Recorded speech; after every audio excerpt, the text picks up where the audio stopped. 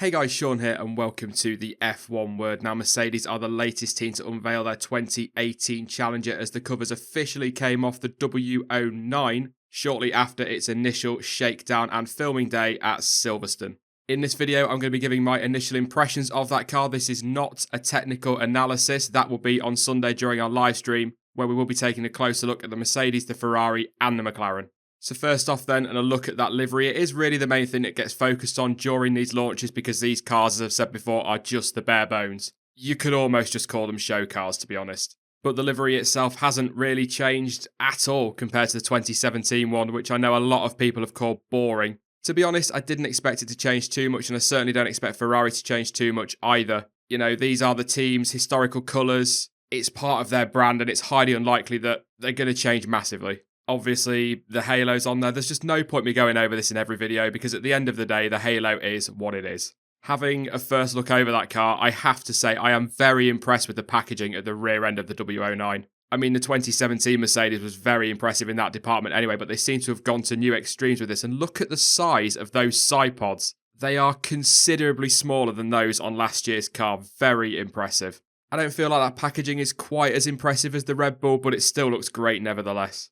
Sticking with the side of the car, there don't appear to be too many changes to the barb boards initially, almost identical to last year's car. And that goes for what I like to call the second barge board as well. Not really any changes in that department. I'm not particularly surprised about that. As I said towards the start of the video, these are effectively show cars. Teams, particularly towards the front end of the grid, don't want to be giving away too much information to their rivals. What I will say about the barge boards, though, is although they're not massively detailed or don't appear to have changed on the front, some of the detail on the back is incredible, and we will take a closer look at that on Sunday.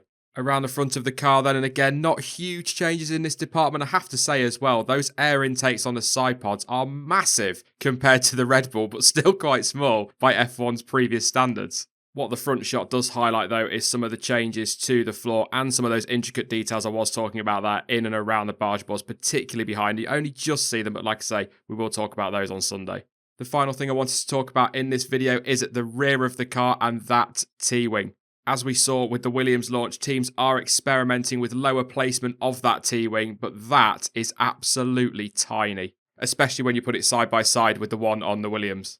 All in all then, I have to say personally it is a very, very good looking car, but I am fully expecting changes by the time we get to the first test in Barcelona, especially around that barge board area. As we've seen from other teams, that's going to be quite a key area for development, and of course by the time we get to Australia there'll be a completely different package on that Mercedes. I mean, McLaren haven't even launched their car yet, and they're already talking about their first upgrade package that they're bringing to Australia, so there will be development there for sure.